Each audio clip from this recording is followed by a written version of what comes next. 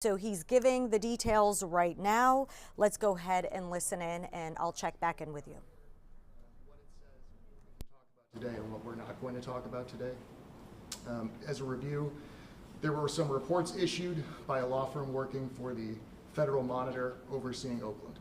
Those reports were very critical of the chief. He publicly responded to them.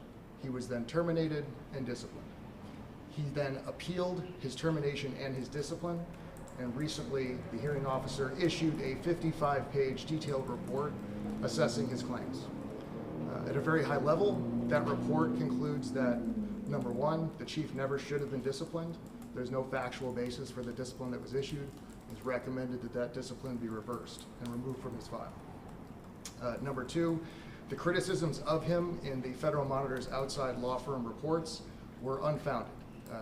The determination that he was lacking in credibility during that investigation does not have a factual basis and is not a reliable determination.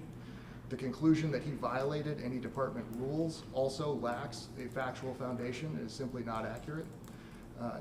And that the hearing officer further concluded the chief has what is described as a colorable claim that his termination was illegal retaliation in violation of his First Amendment rights. Ultimately, that report recommended that he meet and confer with the city about next steps and a potential resolution to this, including the possibility of reinstatement.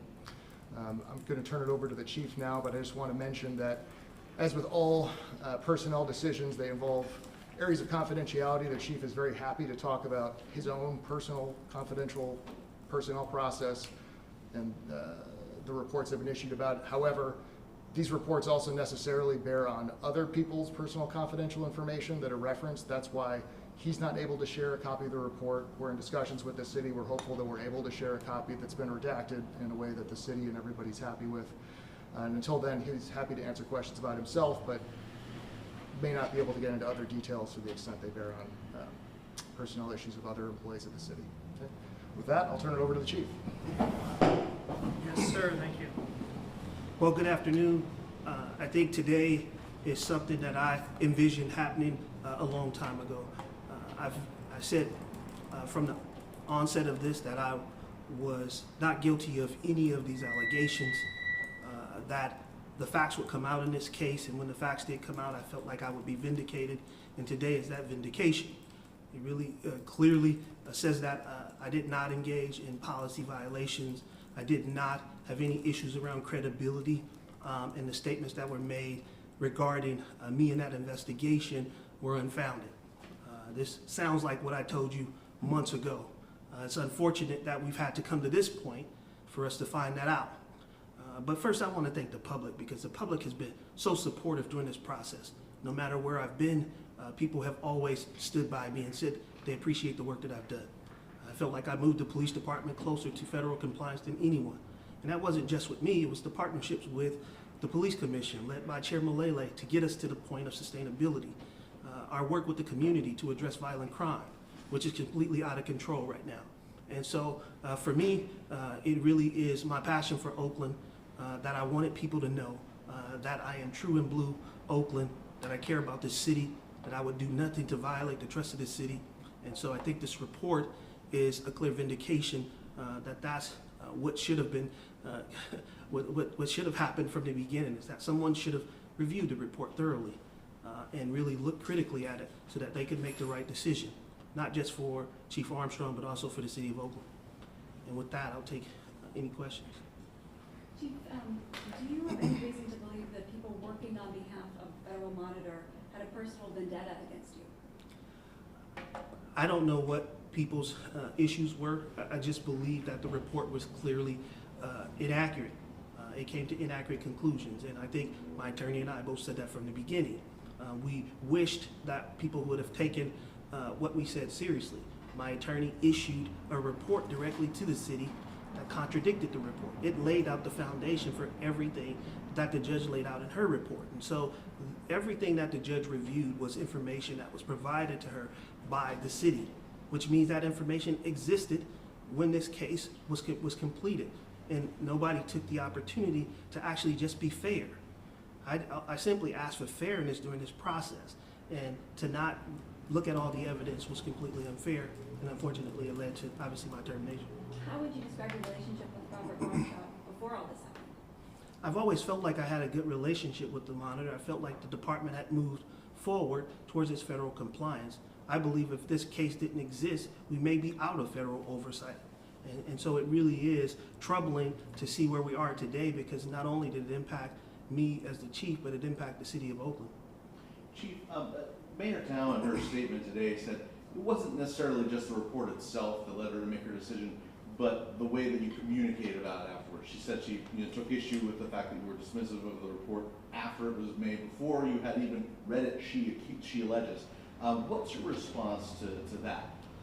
My response is, if you read the current report, I think the judge clearly articulates in that report that I said nothing disparaging against the report, that I acknowledged that there were some issues within the report that I thought were important, that there were recommendations that I thought needed to be implemented. What I thought was inaccurate was what they said about me, and the sustained findings that they had against me. And I think those are clearly the findings that were overturned by the judge. And so I think when the mayor says that it wasn't about what I said, it's about what was in the report. I said that I disputed the facts that were in the report. And I think now we see, as I'm vindicated, that I was accurate. Chief, the mayor also said in her statement that this is a non-binding recommendation to the city, and she said, I will say that there's no recommendation that reverses my decision to move the department forward under new leadership. What's your response to that? I think that's the mayor's choice. The mayor has that decision. And I think I have a decision to make as to how we move forward with whatever legal grounds I have before me. So I think my attorney is working with the city, as the report suggested we should, to try to figure out how we move forward. Will you guys bring a lawsuit against them if you can't come to terms? We will exhaust all my legal possibilities. And if that means a lawsuit, then so be it. There was on the 5 points that you're making, the illegal retaliation. What was the illegal retaliation? Can you expand on that? Yes, the chief's theory, which was laid out in his administrative claim and his appeal, is just that he spoke out. The speech that he made was protected speech. He was talking about matters of public interest, like corruption by the monitor and waste of city resources, and that he was retaliated against and terminated for that. And so that can be about, basically, if the chief was terminated because he spoke out in a way that's protected, that is illegal retaliation. There's various legal theories of why that's the case, but that was a theory he put forward, and the hearing officer said that at least one of those theories was plausible, or the phrase she used was colorable. Okay, but that wasn't part of the 55-page report. That is part of the 55-page report. In the hearing officer says that there was retaliation by the city against Chief Armstrong. The hearing officer, I don't want to misstate it. She said that the chief's theory that he was illegally retaliated against, that he had presented a colorable claim that that's true. So she didn't agree or disagree, but she said it's strong enough to be plausible. I understand there's been a statement that's since been released, but if the mayor were to call you today and ask you to reassume your role as chief, would you? I think everything is on the table. I think, I'd be open to have discussions about what next steps are. But that phone call hasn't happened, and so I don't deal with what ifs. My attorney, like he said, has reached out to the city to see what discussions they want to have, and then we'll go from there. The NAACP has been a strong supporter of you throughout this whole process. Today even, they said that you need to be reinstated. And they also blame crime for increasing because you're no longer there. How do you feel about what's going on in the city right now since you've left? Well, I feel horrible about what I see happening in the city. I live in the city. My family faces the same fears that every other resident in the city of Oakland face. And so it really is concerning. And, I believe when I was chief, I think we had a plan to try to address some of these things. And I know that, the leadership team in place is trying to do everything they can to combat crime. But I think at this point, it is something that is concerning for all residents of Oakland, including me. And so it's unfortunate that crime is went in the direction that it's went, but I can't contribute it to one thing or another. Chief, you keep fighting. So as opposed to just going away and being quiet and so forth like that, why do you keep fighting? Why do you have a public news conference right now? Why do this? What is so important about it? I think the people of Oakland deserve the truth. I think the people of Oakland deserves to know that the son of the city did not violate them, did not undermine their trust, that I am who I said I was, committed to the city of Oakland, someone who was doing the job the right way. And regardless of the mayor's decision, I felt like my reputation was important to restore. And I think today is that moment to restore my reputation so that the public knows that I've been vindicated of all of these allegations that were levied against me. There has been a lot of people who have spoken out about things related to my investigation, and I think that wasn't fair, the way in which they went out and made statements. And so I think today was for me about clearing the record and just letting the public know what the truth really is. And so we'll see what happens moving forward, but I think this is it in terms of talking about this, unless something different happens in the future. Chief, the report, does go on quite a bit, substantiating some of the ideas that you put forward earlier, but it does also say that Warshaw is not necessarily around your claims of taking bribes, lining his pockets, that kind of idea. It did take aim at that. Do you want to respond to that concept? She did pretty definitively shoot that down. Well, I don't consider it definitively to be shot down. I think her statement was clear that she was unable to take in evidence and statements to confirm that information. So I think she just allowed that to say, I don't have anything to support those allegations. For me, I think it's about when you oversee in a department, I think the public expects you to put out accurate information, accurate reports, accurate investigations, particularly when you make statements that say that there's a culture within the department that needs to be changed, when you say there's systemic issues within the department. I thought the judge clearly said that she reviewed all of the data and there was no systemic issues, that there wasn't a bad culture within the department. And so I think it's important for the members of the Oakland Police Department to know that this judge has recognized that they have been doing good work and that she doesn't see a system, a systemic failure within the organization. So I think that bodes well for the department moving forward. Chief, in the wrongful termination suit you filed against the city, how much money are you seeking in damages? I want to jump in. There's some confusion. The chief has not yet filed a civil lawsuit. He submitted a legal claim, which is a precursor and a requirement to filing a civil lawsuit. So there is no litigation lawsuit pending by the chief. That is a possibility in the future if the case isn't resolved. But in the claim that was submitted, there was no specific dollar amount requested. And just circling back, what would you like to see happen? Well, I don't think I'd make the determination as to what happened. I think we've put forward our, counters against the city's claims initially about my involvement in the investigation. I think now this, concludes the fact that I didn't do anything wrong. And I think what happens next will be up to the city, whether we're able to settle this issue or if there needs to be some other step in the process. I think we'll see moving forward. Do you think you could really effectively run the police department considering that your bosses would have been people who tried to get rid of you? I think I've always gotten along with everybody. I think that's always been the type of leader I've been, the type of person I've been. So I don't think it is about LaRon Armstrong of whether he can run the police department. It's about, if people would like to see me in that position and allow, the police department to succeed and move forward. But me, I get along with everybody, and I don't take any of this, I think in a way that says that I have to be angry or upset. I'm truly blessed to be able to vindicate myself and be able to say to the public that I was innocent of these wrongful allegations.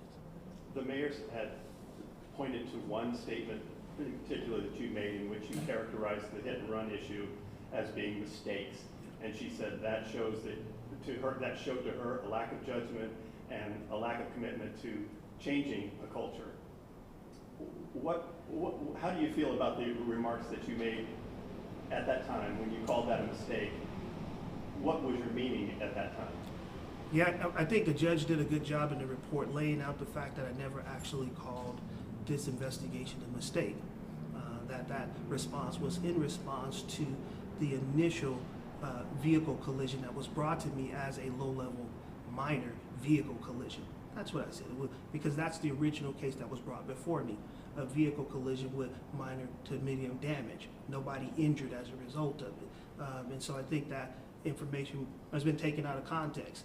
And I think, people take things out of context for whatever reason they decide to, but I believe that statement was taken out of context. And then, you know, it's difficult to accept the fact that there's a whole investigation and not a 57-page report that has been issued, and I think we're using just that one statement taken out of context to describe a reason to fire a successful chief of police. Makes no sense to me.